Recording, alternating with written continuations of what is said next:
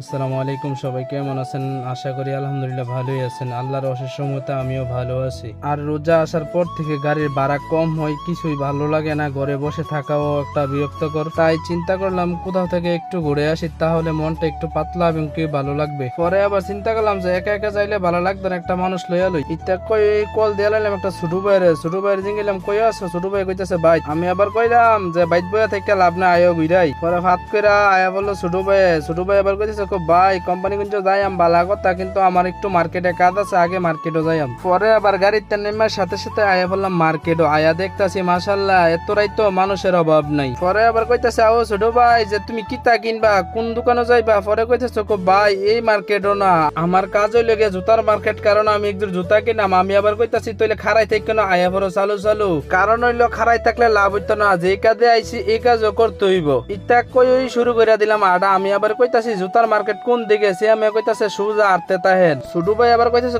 ভাই আয়া পড়ছি দাঁড়ান। আমি আবার কইলাম আচ্ছা ঠিক আছে, দাঁড়াই গেলাম গা। পরে দেখতাছি আব্দুল্লাহ সুজ এই দোকানের পিছে ঢুকলো। পরে আবার ছোট ভাই কইতাছে ভাই এই দোকানের মালিক এবং স্টাফের ব্যবহার অনেক সুন্দর এবং কি জুতা কিনতে গেলে ডিসকাউন্ট অনেক দেয়। আমি আবার কইলাম আচ্ছা সমস্যা না, নেক্সট টাইম আমিও আসমু। পরে আবার ছোট ভাই কইতাছে ভাই আমার তো কাজ শেষ, শুরু করে দিই আডা, কারণ আমরা যে কাজে আইছি এই কাজও করতে হইব।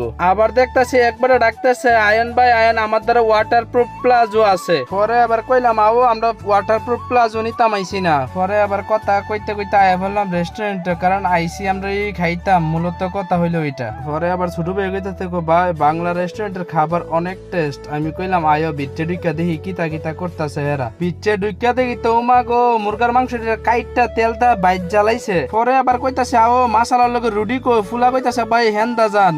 আয়া বললাম এই দিকে আয়া দেখি তা এবার রুটি সাইকেলাইতাছে যাতা যাতা। আবার কইলাম আও এমনি যে যাতাছেন বেতা তো ভাইব হেবাটা। আবার কইতাছে ভাই আমরা কাজ হই যাতা যাতি। পরে আমি আবার কইলাম আপনি যাতে থাকেন আমি ভিতরে যাই। ভিতরে আয়া দেখি তা মাশাআল্লাহ কত সুন্দর করে ডেকোরেশন করা। পরে আমি আবার কইতাছি যে আত্মুক্তি যে দয়াম ধনের জায়গাটা যাই কই আছে। হঠাৎ কইরা মন হইলে আবার আমার লগে যে একজন ছোট ভাই আছে, ছোট ভাই ডাকো। পরে সামনে পিছে লারাতে দেখি তা ছোট ভাই এইদিকে নাই। আমি আবার কইতাছি যে নিয়ে গেছে আইব এর ফায়দা আমি আত্মুক্তি দইয়ালাই। পরে আবার আত্মুক্তি দোয়া শেষ করে আয়া দেখি তা ছোট ভাই অর্ডার দিয়া লইয়া বইয়া রইছে। সে আমি আবার কইতাছে ভাই নিহারি আর হইছে গা রুটি লইছিলাম। আমি আবার কইলাম যেই লইছে যাক ভালো হইছে, খানা শুরু করে দিতে ইতা কই এই খানা শুরু করে দিলাম। এই কথার কারণ হইলো মাঝে মধ্যে মুরব্বীরা বলে যে খানার আগে দরবারের পিছনে থাকবা। আর যাই হোক নলি এবং কি রুটিটা অনেক ভালো লাগছে। এখন আমরা খানা শেষ গাড়ি নিয়ে বের হয়ে গেছি বাড়ির উদ্দেশ্যে রওনা দিমু। আমি গাড়ি ঘুরাইতাছি, সিয়াম রে কইলাম সিয়াম তুমি চারিদিকে দেখো যে সামনে পিছে কোনো গাড়ি টাড়ি আয় কিনা।